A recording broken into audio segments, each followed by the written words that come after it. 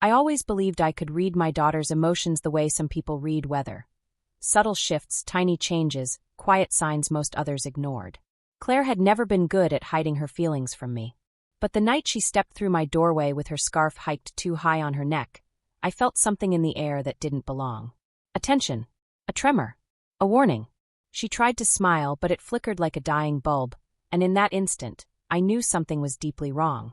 My name is Mary O'Connell, and for almost 3 decades I worked as a secretary at the Boston District Attorney's Office. Those years taught me to recognize bruises disguised as clumsiness, excuses crafted out of fear, and voices that carried a quiet tremble of someone trying very hard not to break. I saw all of that on Claire's face before she even opened her mouth. She sat at my kitchen table, fingers curled around a cup of tea she never drank. The steam rose between us like a fragile veil. Claire had always been gentle, thoughtful, bright, with that soft steadiness that drew people toward her. She used to talk endlessly about her dreams.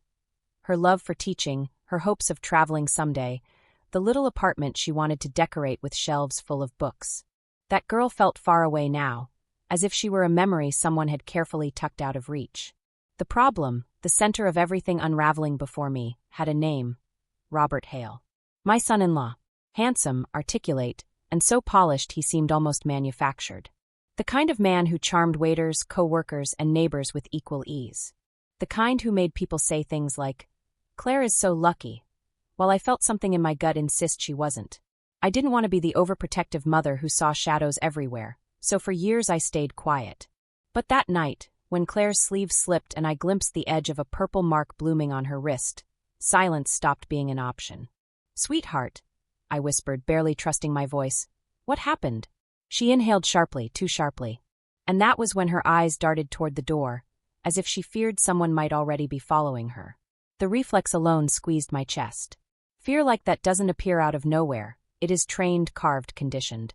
"I'm fine, Mom," she said. "Really? It's nothing." Nothing.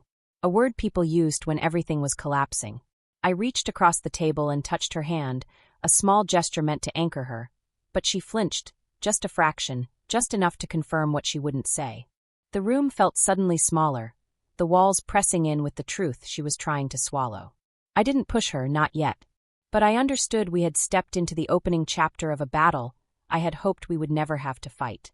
And though neither of us spoke it aloud, we both knew this was only the beginning. For the next few days, I tried to pretend life hadn't shifted under my feet, but Claire's silence clung to me like a second skin. She answered my texts with short, cautious replies. She didn't send photos like she used to, didn't mention Robert, didn't mention anything at all that might reveal the truth she had worked so hard to hide. That absence, those missing pieces, told me more than any confession could. I decided to visit her unannounced. Her building, a neat brick complex overlooking the Charles River, had always felt warm and inviting. But that afternoon, as I climbed the stairs, the air felt charged, as if the walls themselves were holding their breath. I knocked once, then again. When the door finally opened, Claire stood there with a smile stretched too tightly across her face, her hair pulled forward to cover her cheek. "Mom, you didn't tell me you were coming." "I needed to see you," I said, letting my gaze drift over her carefully positioned hair, the stiff way she held her shoulders. "Is now a bad time?" She hesitated before stepping aside. "Robert's at work." The living room looked spotless, almost unnaturally so. The cushions were perfectly aligned, the floor shining, not a single book or mug or blanket out of place. It reminded me of crime scene photos I'd filed over the years, spaces scrubbed clean, as if erasing clutter could erase the truth. We sat on the couch, and she folded her hands tightly in her lap. "Mom, please don't start," she murmured, her voice soft, almost pleading. "I know what you're thinking." "Then tell me I'm wrong," I said. "Tell me you're safe." Her throat bobbed with a swallow. "Robert just gets stressed. Work has been hard. He doesn't mean." I cut her off gently. "Sweetheart, stress doesn't bruise people." Her eyes glistened before she dropped her gaze, blinking fast. "It's complicated." "No," I replied softly. "It's not." Then something shifted, her shoulders sagged, her breath trembled, and for a moment the facade she held so tightly cracked. In that tiny fracture, I saw the girl she used to be, the child who ran to me after nightmares, the teenager who trusted me with her heartbreaks. That girl was still inside her, trapped under layers of fear. "Mom," she whispered, "you can't get involved. If he thinks I'm talking to you about anything, it'll get worse. Has it been getting worse? She closed her eyes, and that silence, that awful, suffocating silence, answered for her. Before I could speak again, a shadow moved across the window. Claire stiffened instantly, fear tightening every muscle in her body. My heart lurched. He's home early, she breathed. And just like that, the temperature in the room dropped. Claire stood quickly, smoothing her clothes, wiping her eyes with the back of her hand. She looked at me with desperate urgency. Please, Mom, don't say anything. Not yet. Her plea hung in the air as the front door handle began to turn. Robert stepped inside with the confidence of a man who believed every room belonged to him. He paused when he saw me, his expression smoothing into something polite yet hollow, like a mask slipped on with practiced ease. Mary, he said with a faint smile. Didn't know we were expecting company. His tone was light, but Claire's spine went rigid beside me. I noticed how she shifted subtly away from him, as if distance alone could shield her. That tiny movement was all the confirmation I needed. I was in the neighborhood, I replied evenly. Thought I'd stop by. Robert set his keys on the table, the metallic clink oddly sharp in the quiet room. Next time, give us a call. We like to keep things orderly. Orderly. The word carried an edge, one meant for Claire, not for me. He walked closer, brushing a hand against Claire's back. A gesture that should have been affectionate, but instead made her flinch so subtly it might have gone unnoticed. But I saw it. I felt it. And Robert saw me seeing it. So, he said, lowering himself into the armchair across from me, what were you two talking about? Work, Claire answered quickly. Just work stuff. He studied her, his eyes narrowing almost imperceptibly. Is that right? His voice was smooth, but there was a sharpness beneath it, a quiet threat meant to remind her of the consequences of saying the wrong thing. I could sense the tension building in her like steam in a sealed pot. I leaned forward slightly. Claire mentioned you've been under a lot of pressure lately. Everything all right at your firm? Robert's attention shifted to me, his smile tightening. Stress is normal. Everyone has to cope with it somehow. The implication hung in the air between us, heavy and chilling. To break the tension, Claire hurried toward the kitchen. I'll make coffee. I watched her go, noticing the stiffness in her movements, the way she kept her head down. As soon as she was out of sight, Robert's expression dropped its polite veneer. You shouldn't come over unannounced, he said quietly. It disrupts things. I held his gaze. Claire's my daughter. I'll come whenever she needs me. He tilted his head slightly, studying me with a calculating calm. She's adjusting. Marriage takes work. You shouldn't make it harder for her. There was something chilling in the casual way he spoke, as if he were discussing a household chore rather than the woman he vowed to love. Claire reappeared with a trembling smile, and 2 cups balanced carefully. When she set mine down, her fingers brushed my hand, cold, tense, wordless. That was when I noticed the faint bruise at the base of her thumb, partially hidden under her sleeve. Fresh. Not the same one from before. My pulse quickened. This wasn't a misunderstanding. This wasn't stress or marriage troubles or a rough patch. This was a pattern, a deliberate, escalating one. Before I could speak, before I could even process the weight of that realization, Robert rose from his seat. Actually, he said, Claire isn't feeling well. I think it's time for your visit to end. Claire looked at me with eyes that begged for something. Reassurance, courage, escape, but she didn't say a word. I stood slowly, forcing a calm I didn't feel. I'll be back soon. Robert's smile returned, thin and sharp. I'm sure you will. As I stepped into the hallway and the door clicked shut behind me, one truth settled in my chest with frightening clarity.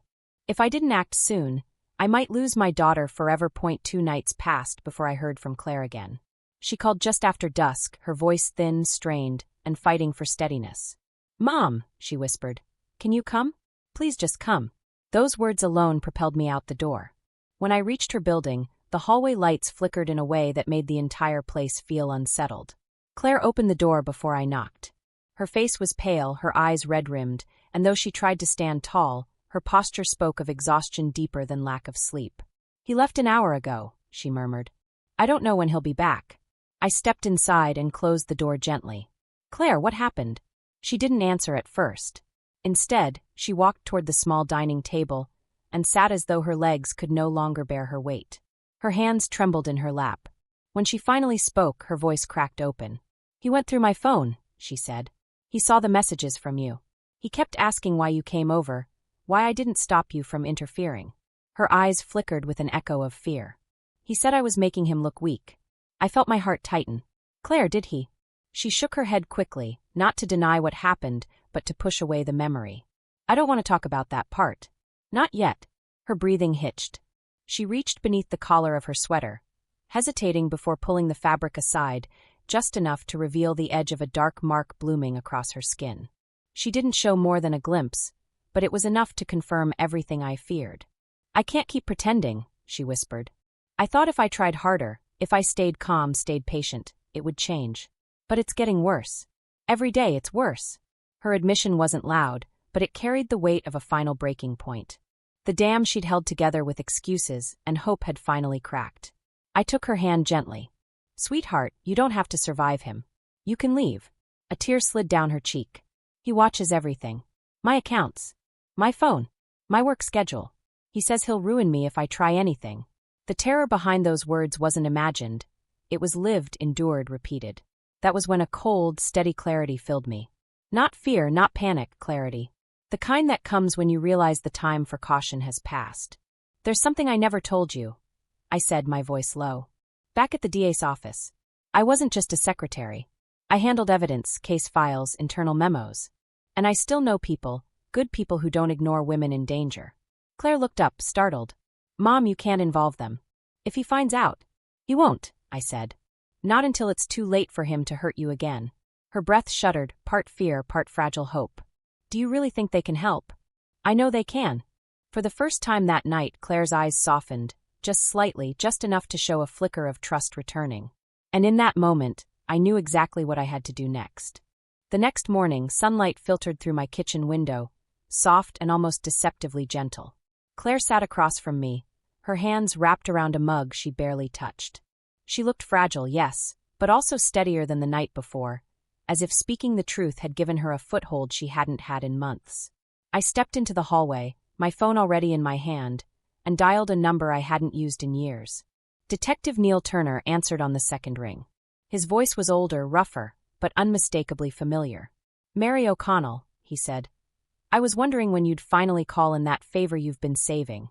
I need help, I replied simply. My daughter needs help. There was no hesitation. Tell me everything. I didn't give details Claire wasn't ready to share, but I gave enough. What I'd seen, what she'd admitted, the fear saturating every part of her life.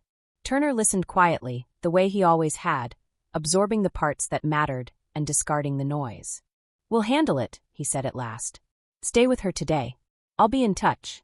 When I returned to the kitchen, Claire looked at me with a question she was too tired to ask aloud. I sat beside her. It's begun, I said. You're not alone anymore. That was the moment her breath finally released. Not all of it, not fully, but enough to show the first signs of relief.